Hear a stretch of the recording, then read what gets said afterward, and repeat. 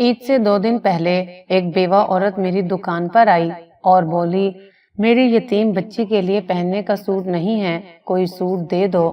میں نے نئے مہنگے والے سوٹ اٹھا کر بچی کو گفٹ کر دیے اور سوچا میرا اللہ خوش ہوگا۔ وہ عورت مجھے دعائیں دیتی ہوئی چلی گئی، مگر بچی کا دودھ والا فیڈر بھول گئی۔ میں فیڈر دینے کے لیے اس کے پیچھے گیا تو وہ عورت ایک بہت بڑی اور مہنگی گاڑی میں بیٹھ کر جا رہی تھی۔ میں اس کا پیچھا کرنے لگا۔ وہ ایک بہت بڑے بنگلے میں داخل ہوئی۔ میں بھی اندر داخل ہو گیا، لیکن سامنے بیٹھی 5 عورتوں کو دیکھ کر میرے ہوش اڑ گئے۔ میں وہاں سے بھاگنے لگا کیونکہ میں اپنی دکان پر بیٹھا بار بار اپنی بیوی کو کال کرنے کی کوشش کر رہا تھا، لیکن اس کا نمبر لگ ہی نہیں رہا تھا۔ میں اپنی بیٹی کی خیریت معلوم کرنا چاہتا تھا، لیکن کال مل ہی نہیں رہی تھی۔ میری دکان ایک بہت بڑے پلازے میں تھی اور یہ پلازا بھی شہر کی مشہور شاہراہ پر تھا۔ ہر وقت یہاں پر لوگوں کا ہجوم لگا رہتا تھا۔ اس پلازے میں تقریباً 1000 کے قریب دکانیں بنی ہوئی تھیں۔ دنیا کی ہر چیز اس پلازے میں سے مل جاتی تھی۔ یہی وجہ تھی کہ دور دور سے لوگ یہاں پر شاپنگ کرنے آتے تھے۔ میری دکان سب سے نچلی منزل پر اور عین مال کے شروع میں ہی تھی۔ اس پلازے کا مالک میرا بہت گہرا دوست اور کزن بھی تھا۔ اس کا نام زین تھا۔ وہ مجھ پر بڑا اعتماد کرتا تھا۔ وہ یہاں پر کم ہی آتا تھا۔ اس کی غیر موجودگی میں یہاں کے زیادہ تر معاملات میں ہی دیکھتا تھا، یہاں تک کہ اس پلازے میں جتنے بھی کیمرے لگے ہوئے تھے ان کا کنٹرول سسٹم میری دکان میں ہی لگا ہوا تھا۔ میں اپنی دکان پر بیٹھا سبھی لوگوں کو دیکھ سکتا تھا۔ ان کی ایک ایک حرکت پر میری نظر تھی۔ کون اندر آ رہا ہے اور کون باہر جا رہا ہے، سب کچھ میرے سامنے تھا۔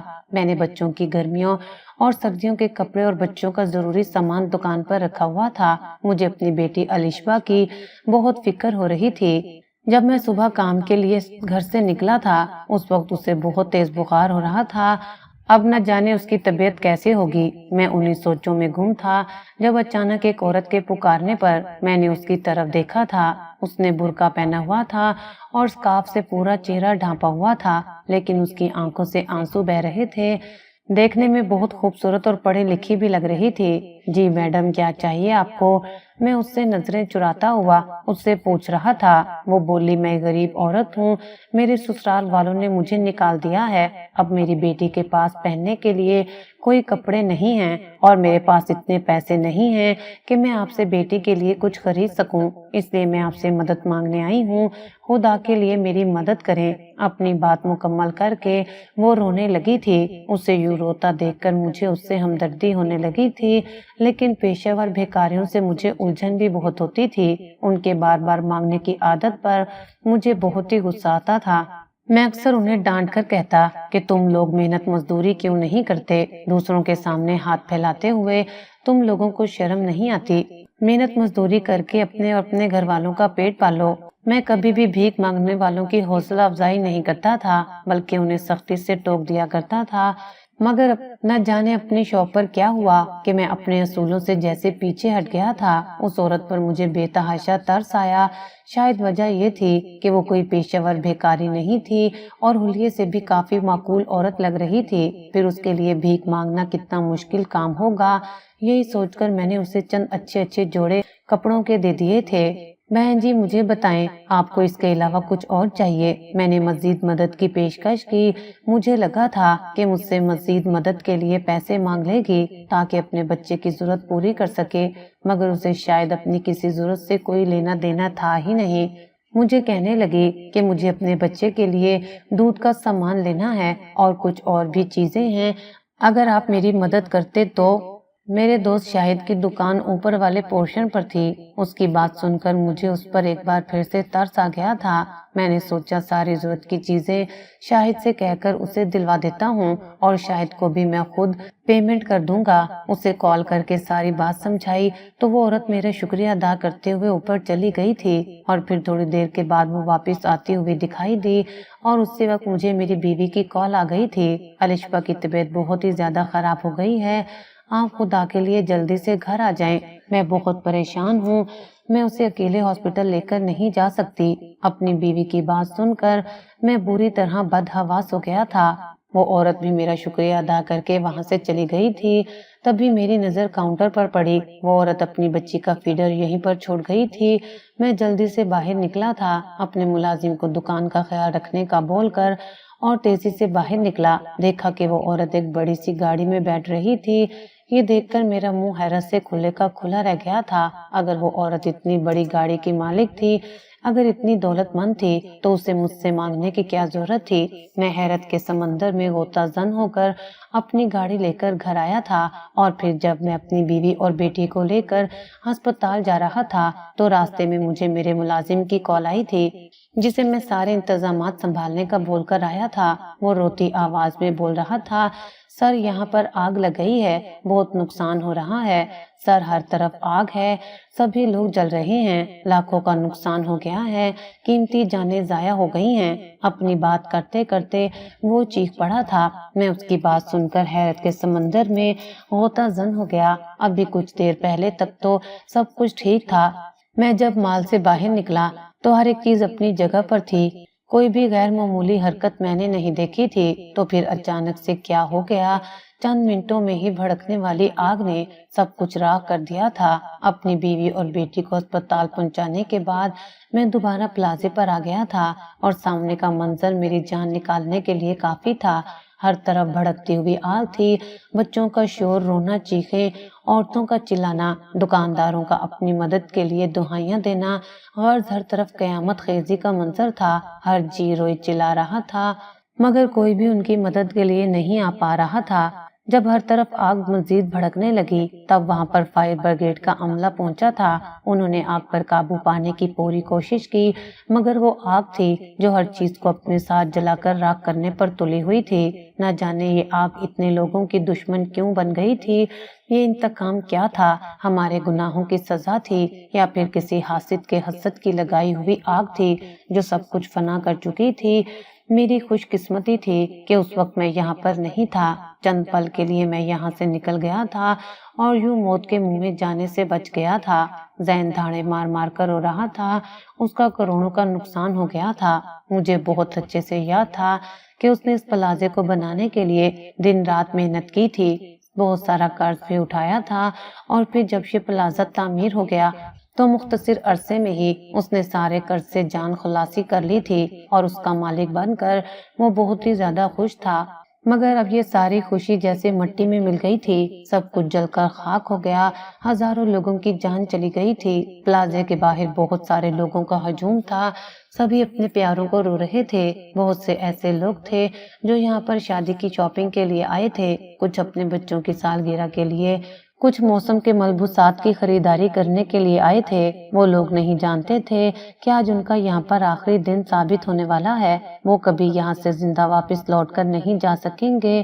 میں نے ذہن کو اپنے گلے سے لگا لیا تھا، اسے تسلی دینے لگا، دلاسا دینے لگا، یار سب ٹھیک ہو جائے گا، اللہ نے چاہا تو تمہارا نقصان پورا ہو جائے گا، مگر جو قیمتی جانیں چلی گئی ہیں وہ کبھی واپس نہیں آئیں گی۔ جتنے بھی لوگ تھے وہاں پر سبھی زین کو مورد الزام ٹھہرا رہے تھے، اسے اس کی نااہلی پر کوس رہے تھے۔ سب کا کہنا تھا کہ اس نے پلازہ بنا لیا، مگر اسے اس کے لیے انتظامات بھی کرنے تھے۔ کسی بھی قسم کی ناگہانی صورتحال سے نپٹنے کے لیے کوئی نہ کوئی کام تو کرنا چاہیے تھا، اور یہاں پر میں مانتا تھا کہ ذہن سے بہت بڑی غلطی واقع ہو گئی تھی، اسے ایسا نہیں کرنا چاہیے تھا۔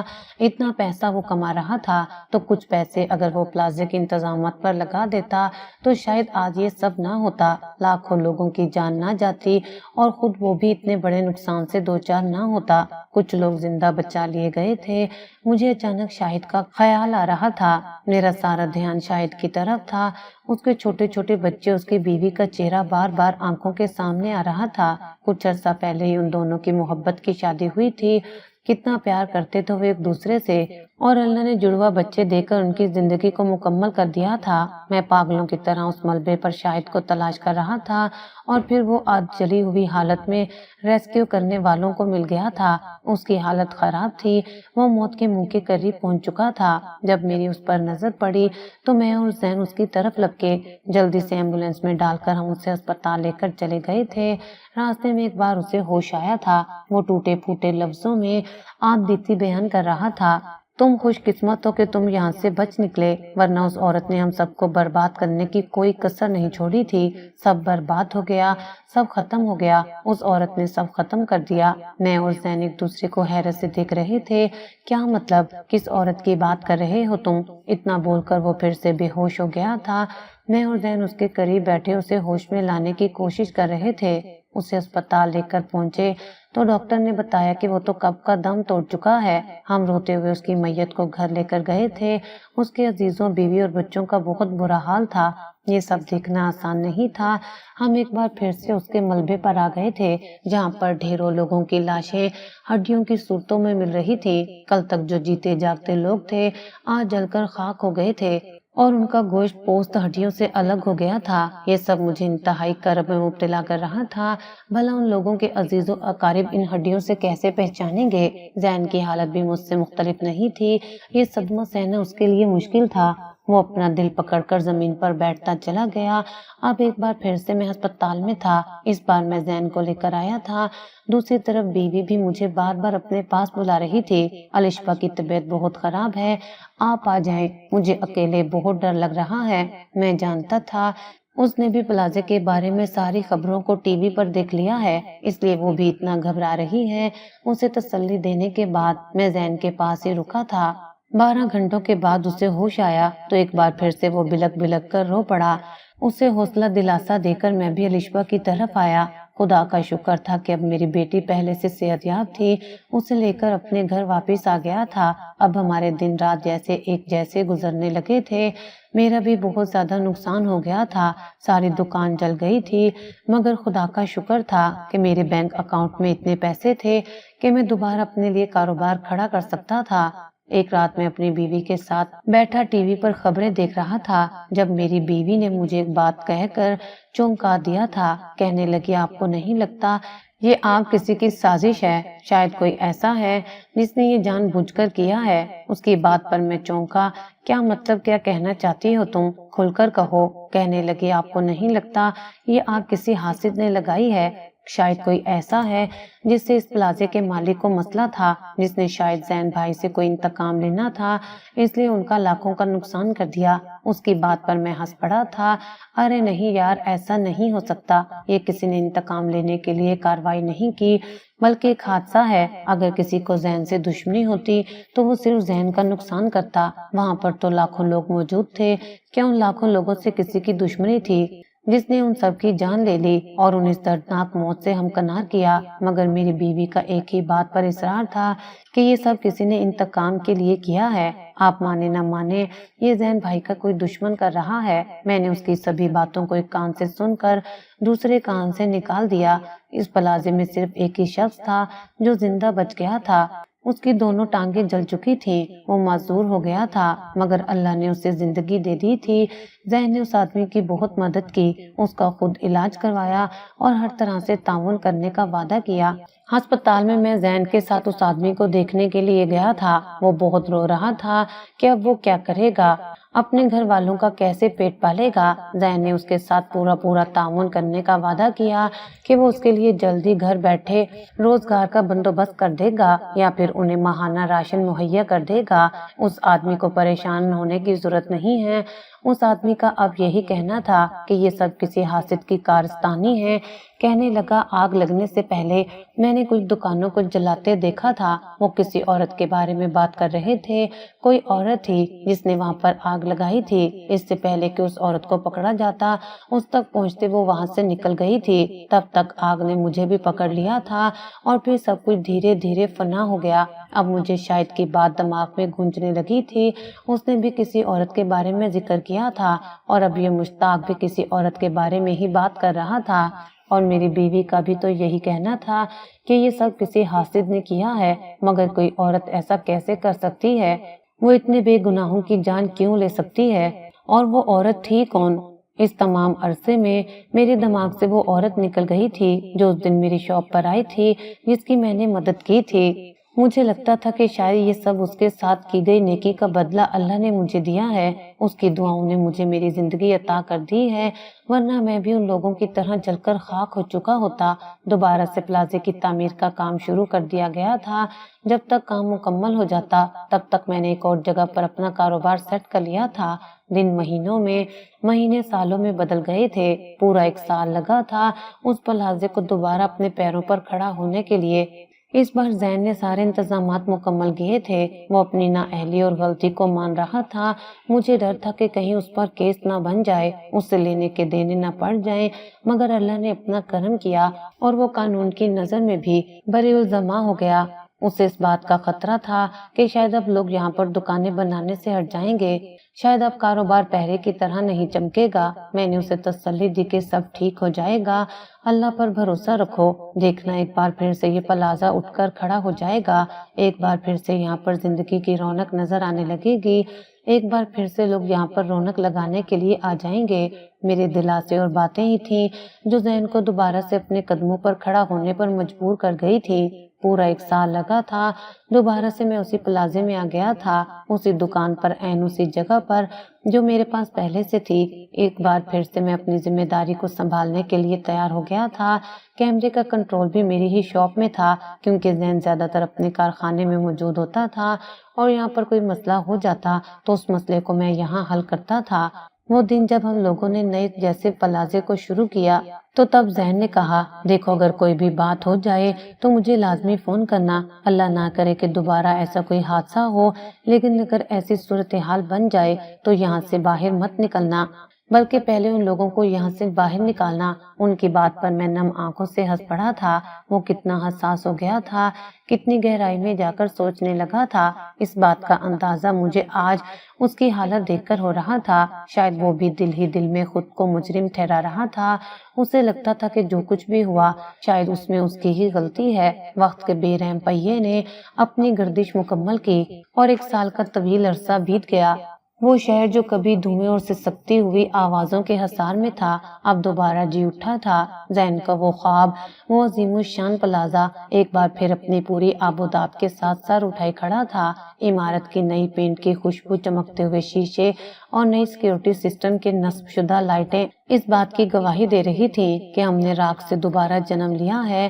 لوگ بھول چکے تھے کہ اب یہاں کبھی موت کا رقص ہوا تھا، مگر میرے لیے وہ زخم آج بھی تازہ تھے۔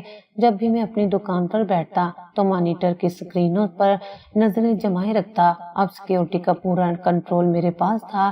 جدید ترین HD کیمرے ہر زاویے سے آنے والے لوگوں کی تصویر کشی کر رہے تھے۔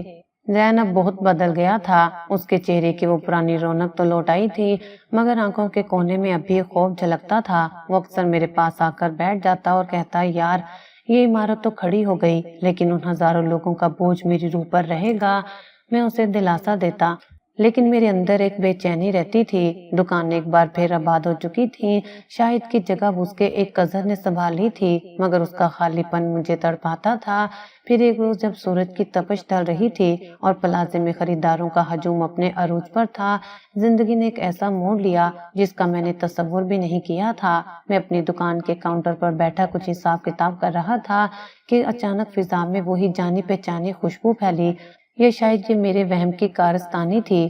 میں نے سر اٹھایا اور سامنے دیکھ کر میرے ہاتھ سے قلم چھوٹ گیا۔ وہ وہی عورت تھی، وہی سیاہ برقع، وہ اسکارف جس نے چہرے کو اس طرح ڈھانپا ہوا تھا کہ صرف آنکھیں نظر آ رہی تھی، اور وہی آنکھوں میں چھپا ہوا مصنوعی دکھ۔ وہ میری دکان کے سامنے کھڑی تھی۔ ایک لمحے کے لیے مجھے لگا کہ شاید میں کوئی بھیانک خواب دیکھ رہا ہوں، لیکن اس کی آواز نے حقیقت کا احساس دلا دیا۔ بھائی صاحب پہچانا مجھے؟ اس کی آواز میں وہی لرزش تھی، وہی بے بسی جو 1 سال پہلے تھی۔ میرا دل دھک دھک کرنے لگا۔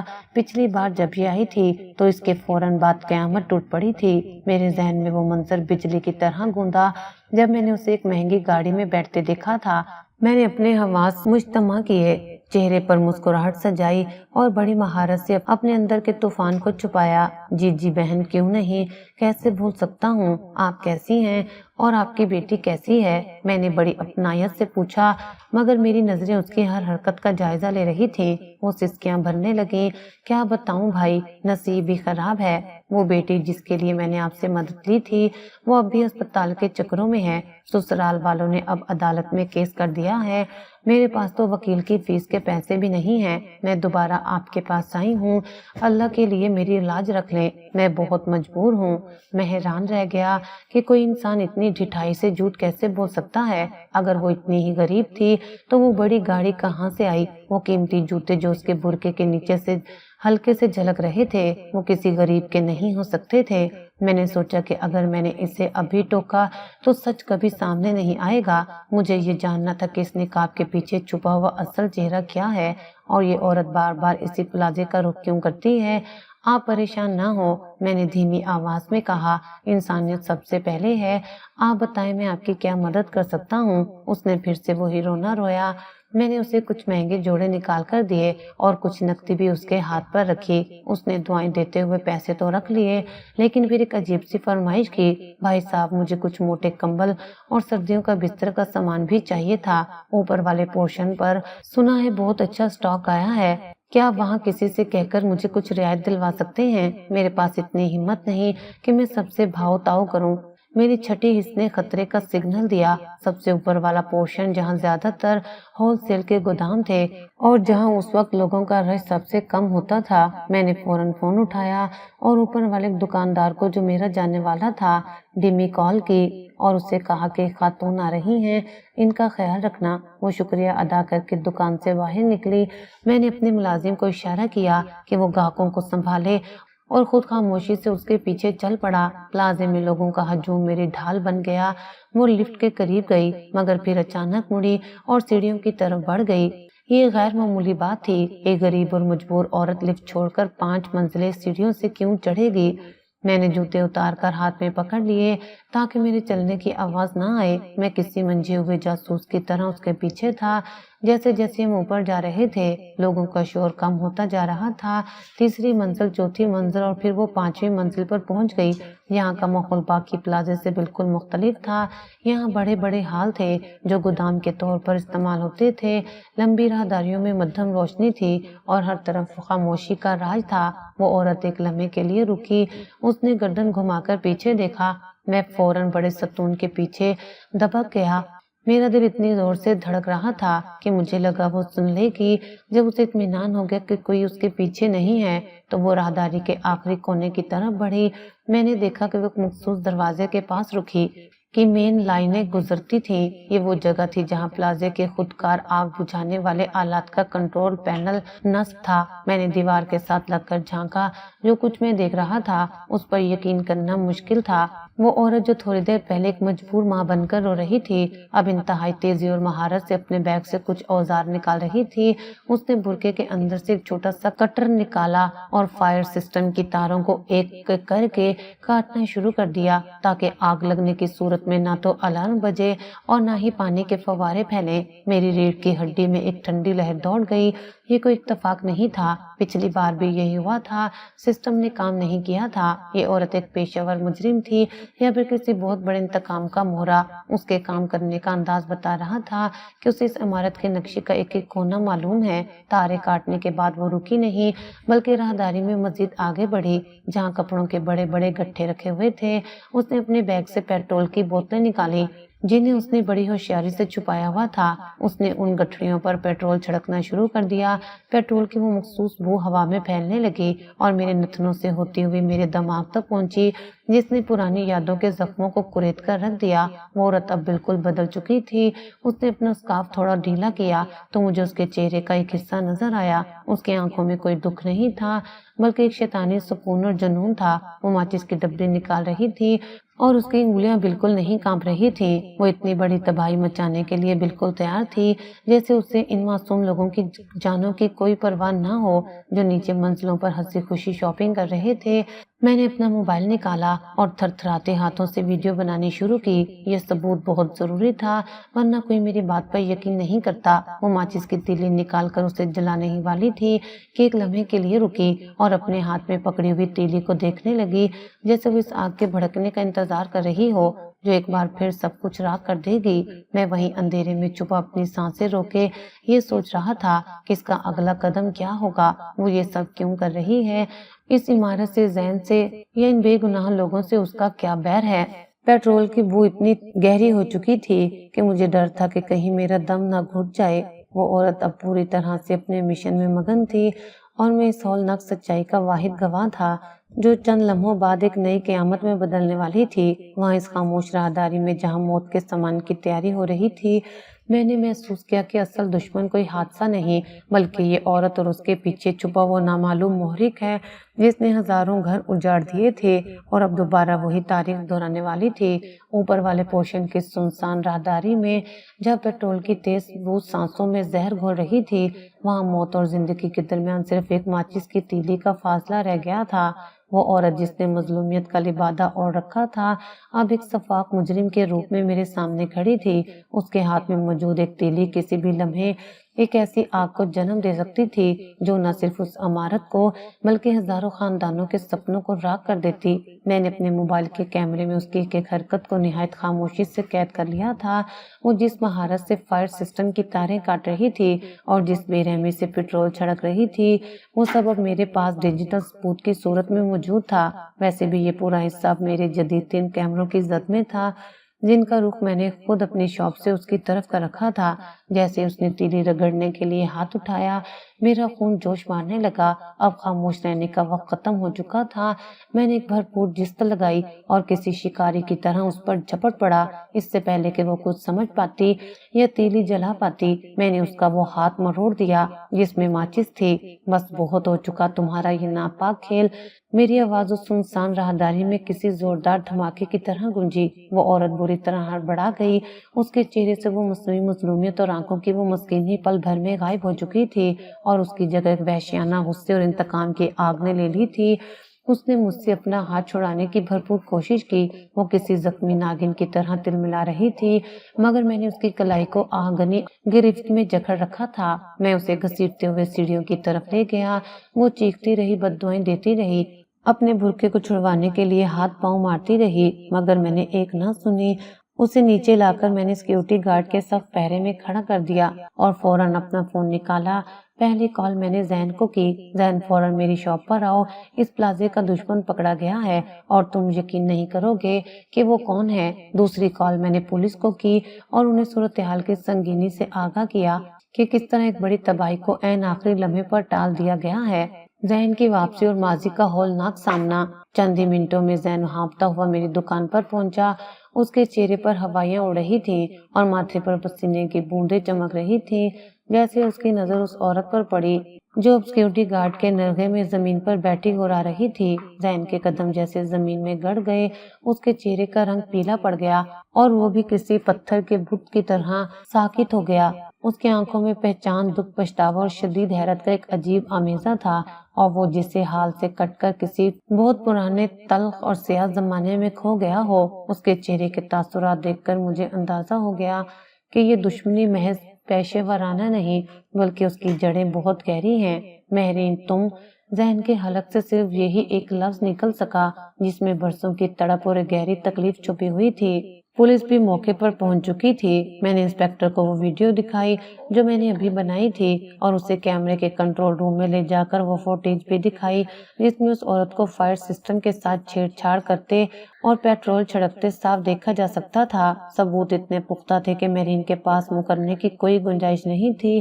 پولیس کی سختی اور چاروں طرف ثبوتوں کا انبار دیکھ کر اس عورت کا مصنوعی حوصلہ ٹوٹ گیا۔ اس نے پولیس کے سامنے اپنا گناہ تسلیم کر لیا، مگر اس کے لہجے میں پشیمانی کی بجائے ایک عجیب سی فاتحانہ نفرت تھی۔ اس نے بلند آواز میں چلانا شروع کر دیا، ہاں میں نے کیا ہے یہ سب، یہ آگ میں نے لگائی تھی اور آج بھی میں اس عمارت کو جلا کر راکھ کر دینا چاہتی تھی۔ میں ذہن کو برباد دیکھنا چاہتی ہوں۔ میں چاہتی تھی کہ یہ شخص اس دکھ کو محسوس کرے جو میں نے برسوں سے اپنے سینے میں پال رکھا ہے۔ میں نے اسے وہ درد دینا چاہا جو اس نے مجھے دیا تھا۔ اس نے میری طرف مڑ کر نفرت بھری نگاہ ڈالی اور کہا، میں تمہارے پاس اس لیے آتی تھی تاکہ تمہیں اپنی باتوں میں لگا کر تمہاری ہمدردیاں حاصل کر سکوں۔ مجھے معلوم تھا کہ اس پلازے کا سیکیورٹی کنٹرول تمہارے پاس ہے، اس لیے میں نے تمہیں غریبی کے ڈرامے میں الجھایا تاکہ تم مجھ پر شک نہ کرو اور میں آسانی سے اوپر جا کر اپنا کام کر سکوں۔ پچھلی بار بھی میں کامیاب رہی تھی، تم لوگوں کی ہمدردی ہی میرا سب سے بڑا ہتھیار بنی تھی، مگر آج تم نے سب بگاڑ دیا۔ پولیس اس عورت کو ہتھکڑی لگا کر جیپ میں ڈالنے کے لیے لے گئی، مگر ذہن وہیں ایک کرسی پر ڈھیر ہو گیا، جیسے اس کے جسم سے ساری توانائی نچوڑ لی گئی ہو۔ اس کی آنکھوں سے آنسو رواں تھے۔ اس کے جانے کے بعد میں نے ذہن کا کندھا تھپ تھپایا اور اسے پانی کا گلاس دیا۔ ذہن اب بس کرو، مجھے بتاؤ یہ سب کیا ہے؟ وہ عورت کون تھی اور اس کی تمہارے ساتھ ایسی کیا دشمنی ہے کہ وہ ہزاروں بے گناہوں کی جان لینے اور کروڑوں کا نقصان کرنے پر تل گئی؟ میں نے بڑی سنجیدگی سے اس کی آنکھوں میں جھانکتے ہوئے پوچھا۔ ذہن نے ایک لمبی اور بھاری آہ بھری اور اپنی آنکھوں سے بہتے آنسوؤں کو صاف کرتے ہوئے بولنا شروع کیا۔ اس کی آواز میں ایسی لرزش تھی جو صرف برسوں کے دبے ہوئے غم سے پیدا ہوتی ہے۔ یہ مہرین ہے، میری یونیورسٹی کی کلاس فیلو۔ ہم ایک دوسرے سے بہت پیار کرتے تھے، ہم نے ساتھ جینے مرنے کے وعدے کیے تھے، ہم نے ایک ایسی دنیا کے خواب بنے تھے جہاں صرف میں اور وہ ہونے تھے۔ ہم نے سوچا تھا کہ تعلیم مکمل کرنے کے بعد ہم شادی کر لیں گے۔ مہرین ایک بہت ہی غریب گھرانے سے تعلق رکھتی تھی۔ اس کے والد ایک معمولی کلرک تھے، لیکن اس کی خودداری اور اس کی سادگی اور اس کی معصومیت نے میرا دل جیت لیا تھا۔ میں نے اسے ہمیشہ یہ یقین دلایا تھا کہ ہماری محبت کے درمیان کبھی کوئی دیوار نہیں آئے گی۔ ذہن تھوڑی دیر کے لیے رکا، جیسے وہ ان یادوں کو ترتیب دے رہا ہو جو اس نے کہیں بہت گہرائی میں دفن کر دی تھی۔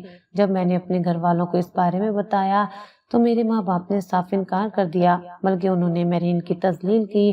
وہ ایک امیر اور خاندانی گھرانے کی بہو چاہتے تھے جو ان کے سوشل سٹیٹس کے مطابق ہو۔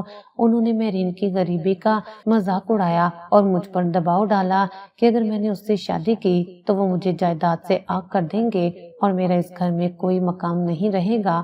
میں نے بہت کوشش کی، بہت لڑا، میں نے بغاوت کرنے کی بھی کوشش کی، لیکن آخرکار مہرین کو لگا کہ میں نے اس کے ساتھ بے وفائی کی ہے، کہ میں نے اپنے خاندان، اپنی وراثت اور اپنی دولت کے لیے اسے چھوڑ دیا۔ اسے لگا کہ میں نے اسے بوجھ سمجھ کر اپنی زندگی سے جھڑک دیا۔ اس نے مجھے کبھی معاف نہیں کیا۔ اسے لگا کہ میں نے اسے دھوکہ دیا ہے۔ مہرین نے غصے، صدمے اور انتقام کی آگ میں جلتے ہوئے ایک بہت امیر مگر عمر رسیدہ آدمی سے شادی کر لی۔ وہ اپنی زندگی میں بظاہر مگن ہو گئی تھی۔ اس کے پاس دولت آ گئی، گاڑی آ گئی، بڑا بنگلہ آ گیا، لیکن اس کے دل میں چھپی نفرت کی آگ کبھی ٹھنڈی نہیں ہوئی۔ اسے لگا کہ یہ پلازا، میری کامیابی، میرا بزنس امپائر، یہ سب اس کی غریبی کے زخموں پر نمک چھڑکنے کے لیے ہے۔ اس نے اپنی تمام تر دولت اور وسائل کو صرف ایک ہی مقصد کے لیے استعمال کرنا شروع کر دیا۔ وہ مقصد تھا میرا سکون تباہ کرنا اور میری ہر کامیابی کو مٹی میں ملا دینا۔ پچھلی بار جب میں نے آگ لگائی تو اسے لگا کہ اس نے مجھے برباد کر دیا، مگر جب میں دوبارہ کھڑا ہو گیا تو اس کا پاگل پن اور بڑھ گیا اور وہ دوبارہ یہی گھنونا کھیل کھیلنے آ گئی۔ میں خاموشی سے ذہن کی باتیں سن رہا تھا۔ مجھے اس عورت کی اس مہنگی گاڑی اور اس کے بدلتے ہوئے روپ کا ذرا راز اب سمجھ آیا تھا۔ وہ غریب نہیں تھی، وہ تو انتقام کی ماری ہوئی ایک ایسی عورت تھی جس نے اپنی پوری زندگی صرف نفرت کی آبیاری میں گزاری تھی۔ اسے اس بات کا احساس تک نہ تھا کہ اس کے اس جنون نے پچھلی بار کتنے ہی معصوم بچوں کو یتیم اور کتنی عورتوں کو بیوہ کیا تھا۔ اس کی نظر میں صرف ذہن کا نقصان اہم تھا، چاہے اس کے لیے اسے ہزاروں جانیں ہی کیوں نہ لینی پڑے۔ مہرین کا انجام۔ جب نفرت خود کو کھا گئی، مہرین کا کیس عدالت میں چلا۔ میں خود اس کا اہم ترین گواہ تھا اور میرے پاس موجود ویڈیو فوٹیج نے اس کی بربادی پر مہر ثبت کر دی تھی۔ اس پر نہ صرف اقدام قتل بلکہ گردی اور اربوں روپے کی قومی نقصان کے دفعات لگائے گئے۔ اس کے شوہر نے، جو ایک با اثر کاروباری شخصیت تھا، جیسی اس کی حقیقت جانی، اس سے فوراً قطع تعلق کر لیا اور اسے طلاق دے دی۔ مہرینہ بالکل اکیلی ہو گئی تھی۔ اس کے وہ دولت، وہ گاڑی اور وہ روب، وہ دبدبا جس کے پیچھے چھپ کر وہ یہ کالے دھندے کر رہی تھی، سب خاک میں مل گیا تھا۔ عدالت نے اس سے عمر کی قید سنائی۔ جب اسے جیل لے جایا جا رہا تھا تو اس کے چہرے پر اب وہ شیطانی مسکراہٹ نہیں تھی، بلکہ ایک وحشت اور پچھتاوا جھلک رہا تھا۔ وہ عورت جو کبھی دوسروں کو جلا کر راکھ کرنا چاہتی تھی، اب خود اپنی ہی نفرت کی کال کوٹڑی میں قید ہو چکی تھی۔ اس کی زندگی کا اب کوئی مقصد نہیں رہا تھا۔ ذہن نے اس واقعے کے بعد اپنے پلازے کا ایک بڑا حصہ ان یتیموں اور بیواؤں کے نام کر دیا جو پچھلے واقعے میں اپنے پیارے کھو چکے تھے۔ اس نے مہرون کو تو قانون کے حوالے کر دیا، بلکہ اپنے دل میں چھپے اس گناہ کو دھونے کے لیے اس نے انسانیت کی خدمت کا راستہ چنا۔ وہ آج بھی کہتا ہے کہ عمارتیں تو دوبارہ بن جاتی ہیں، مگر جو بھروسہ اور جانیں چلی جاتی ہیں ان کا دعویٰ کوئی نہیں کر سکتا۔ پلازے کے باہر زندگی ایک بار پھر رواں دواں تھی، مگر اس بار سیکیورٹی صرف کیمروں کی سپورٹ نہیں تھی، بلکہ ہم سب اب زیادہ محتاط تھے۔ مہرین کا انجام ہم سب کے لیے ایک سبق تھا کہ انتقام کی آگ چاہے کسی کے لیے بھی لگائی جائے، وہ سب سے پہلے لگانے والے کو ہی اپنی لپیٹ میں لیتی ہے۔ وہ عورت جو مدد مانگنے کے بہانے آئی تھی، اس نے اپنے ایک انتقام کی خاطر لاکھوں جانوں کی زندگی کا سودا کر دیا، صرف اپنے جذبات کی تسکین کے لیے، اور آج خود جیل کی سلاخوں کے پیچھے سڑ رہی ہے۔ اس کا انجام قریب تر ہے۔ یہ کہانی نہیں بلکہ گہرا سبق ہے ان حاسدوں کے لیے جو کسی کو ہنستا بستا نہیں دیکھ سکتے۔